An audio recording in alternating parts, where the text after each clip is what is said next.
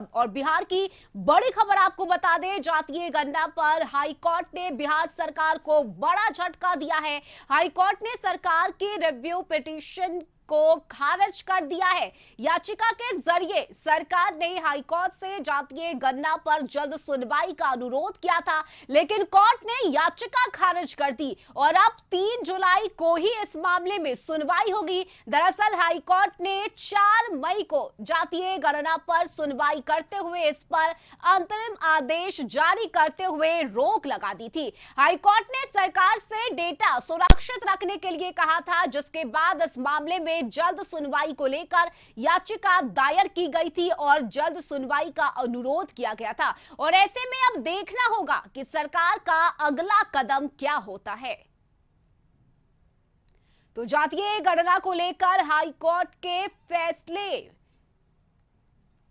पर बता दें आपको कि ये बड़ा झटका नीतीश सरकार के लिए। रिव्यू पिटीशन पर सुनवाई करने से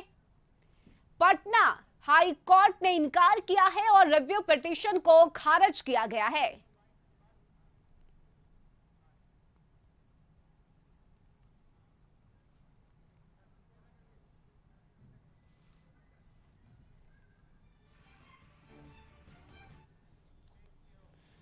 वहीं जातीय गणना को लेकर हाईकोर्ट के फैसले पर आरजेडी के प्रधान महासचिव रणविजय साहू ने कहा है कि हाईकोर्ट के फैसले का हम सभी स्वागत करते हैं और तय तारीख पर सरकार अपना पक्ष रखेगी। बीजेपी पर हमला बोलते हुए उन्होंने कहा कि बीजेपी का उत्साह दर्शाता है कि वो जातीय गणना का विरोध करती है। पार्टी के लोग लगातार इन मुद्दों को उन्होंने डाइवर्ट करने का प्रयास किया है और हमें लगता है कि जिस प्रकार से हाई कोर्ट का हम स्वागत करते हैं, माननीय न्यायालय का, हम लोग कानून में विश्वास करने वाला हमारा दल है, राष्ट्रीय जनता दल महागठबंधन है, लेकिन जिस प्रकार से ये खुशियां मना रहे हैं, आप बताइए माननीय मुख्यमंत्री जी का क्या सोच है, माननीय उप मुख्यमंत्री जी का क्या सोच है कि हम वैसे लोगों को गणना करें और उस पर पॉलिसी बनावे जिसमें हमें लगता है कि किसी जाति वर्ग पर कोई ठेस पहुंचने की बात नहीं है। और संवाददाता आशुतोष चंद्रा इस वक्त हमारे साथ जुड़ गए हैं। आशुतोष, पटना हाईकोर्ट ने रिव्यू पिटीशन को खारिज कर दिया है, क्या लग रहा है सरकार का अब अगला कदम क्या होगा? अफसर प्रधानमंत्री जो को जो केस का मेरिट था, जिस आधार पर कोर्ट के तरफ से अंतरिम आदेश दिया गया था, वो स्पष्ट था और ये तय माना जा रहा था कि सुनवाई होगी वो 3 जुलाई को ही सुनवाई होगी। हालांकि सरकार की तरफ से कोशिश की गई थी कि जुलाई में सुनवाई होने से पहले अगर एक सुनवाई हो जाए तो सरकार के लिए बेहतर होगा, क्योंकि सरकार ने अपने विकल्प खोलकर रखे हैं। सरकार अब सुप्रीम कोर्ट जाने की तैयारी कर रही है, क्योंकि जो जानकार है वो ये बताते हैं कि जिस तरह से कोर्ट में दलील दी गई सरकार की तरफ से और कोर्ट ने उस दलील को कमजोर माना था और यही वजह रही कि अंतरिम आदेश दिया गया। तो गवर्नमेंट को ये लग रहा है कि ये अंतरिम आदेश नहीं, ये अंतिम आदेश होगा, क्योंकि जो सरकार के पास जो पक्ष रखने के पहलू थे, उन पहलुओं में सरकार कहीं ना कहीं कमजोर साबित हुई और यही वजह रही कि सरकार की कोशिश थी कि अगर समय से पहले अगर सुनवाई हो जाती है तो सरकार के पास सुप्रीम कोर्ट जाने का वक्त मिलेगा और वहां पर अगर सुनवाई हो जाती है, अगर सरकार के फेवर में सुनवाई होती है, तो बाद में जाकर के जल्द से जल्द जाति गणना का काम शुरू हो पाएगा। लेकिन फिलहाल जो परिस्थितियां अब दिख रही हैं, जो स्पष्ट हो गई हैं कि जुलाई में ही सुनवाई होगी, 3 जुलाई को, और उसके बाद ही सरकार जो है वो सुप्रीम कोर्ट में आवेदन दे पाएगी। जी बिल्कुल, और यानी कि ये लंबा इंतजार है जो अब सरकार को करना होगा। कोई दो राय नहीं, आप अगर कैलकुलेशन देखेंगी तो इसमें ये था कि जाति गणना का काम चल रहा था, ऑलरेडी इसमें इन्वेस्टमेंट हो चुका है, 100 करोड़ से ऊपर की राशि इन्वेस्ट हो चुकी है और ये प्रोसेस धीरे धीरे आगे बढ़ रहा था, क्योंकि दूसरा चरण का काम शुरू हो चुका था और दूसरे चरण की गणना का काम भी अब खत्म होने वाला था। तो ऐसे में ये माना जा रहा था कि सरकार अब पूरा मन बना चुकी थी कि जल्द से जल्द जाति गणना का काम पूरा करके फिर आगे की प्रोसेस शुरू करेगी। लेकिन फिलहाल जो परिस्थितियां दिख रही हैं उसमें यही लग रहा है कि सरकार की तरफ से मुश्किलें पड़ गई हैं और मुझे लगता है कि जो अगला जो जाति गणना का जो प्रोसेस है वो कहीं ना कहीं पूरी तरीके से प्रभावित होगा और सुप्रीम कोर्ट से राहत मिलेगी या नहीं मिलेगी, इस पर भी अभी संशय बरकरार है। जी बिल्कुल, बहुत शुक्रिया आपका आशुतोष तमाम जानकारी के लिए। और इस वक्त न्यूज रूम से संपादक अशोक मिश्र हमारे साथ जुड़ गए हैं। अशोक जी, बिहार सरकार के लिए ये बड़ा झटका है क्योंकि रिव्यू पिटीशन देना और फिर रिव्यू पिटीशन का खारिज होना तो सरकार के लिए ये एक चिंता का विषय। इसमें सबसे बड़ी बात है कि इस पिटीशन में जो राज्य सरकार ने कोर्ट से गुहार लगाई थी उसमें उन्होंने कहा था कि चूंकि कोर्ट ने ये माना है कि राज्य सरकार को जनगणना कराने का कोई संवैधानिक अधिकार नहीं है, इसलिए कोर्ट ने इस मामले पर अविलंब रोक लगाई है और इसकी सुनवाई 3 जुलाई को की जाएगी। लेकिन जो सबसे बड़ी बात है कि जो सरकार ने दलील दी थी कि अगर कोर्ट यह मानती है कि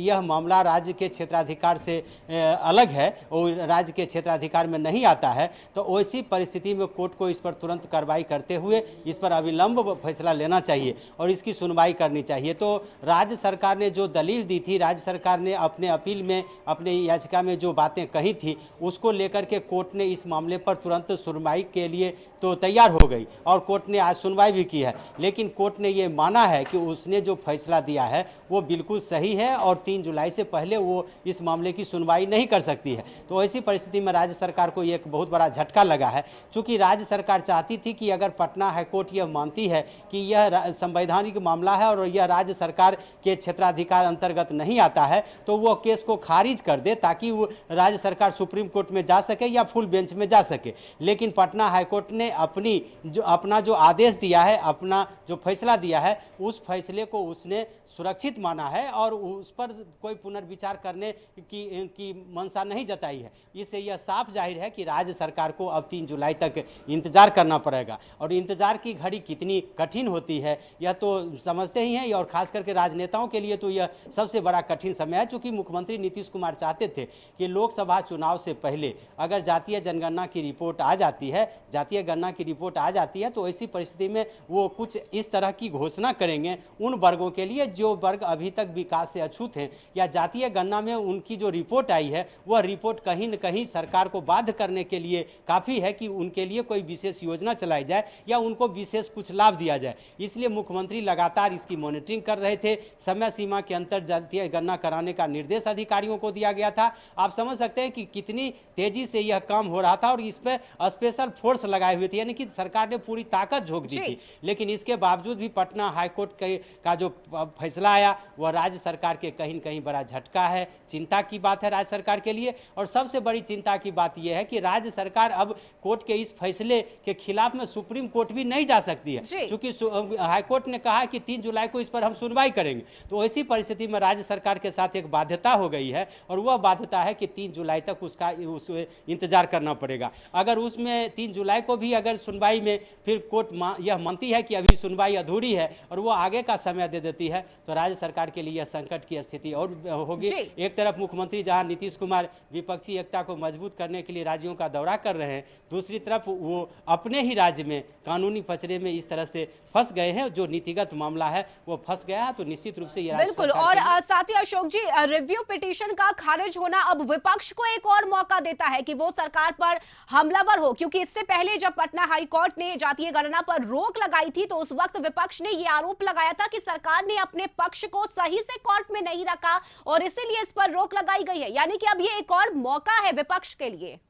बिल्कुल, देखिए विपक्ष तो मौके की तलाश में रहता ही है रश्मि, और सबसे बड़ी बात यह है कि राज्य सरकार की जो इसमें कह सकते हैं थोड़ी ये अभी तो हड़बड़ी नहीं है, चूँकि ये कोर्ट का फैसला पूर्ण फैसला नहीं है, तत्काल रोक लगाई है, लेकिन राज्य सरकार के लिए तो झटका जरूर है। और राज्य सरकार अगर कहीं न कहीं बैक फुट पर आती है तो फ्रंट फुट पर विपक्ष खेलने के लिए तैयार बैठा है। और विपक्ष जिस तरह के आरोप लगा रहे हैं उस आरोप में कितना दम है ये तो कानूनी विशेषज्ञ बता सकते हैं, लेकिन इतना जरूर कह सकते हैं कि राज्य सरकार की जो मंशा थी, जो ये उम्मीद थी उनको कि जल्द से जल्द अपने इस मिशन को वह पूरा करेंगे, उस मंशा पर कहीं न कहीं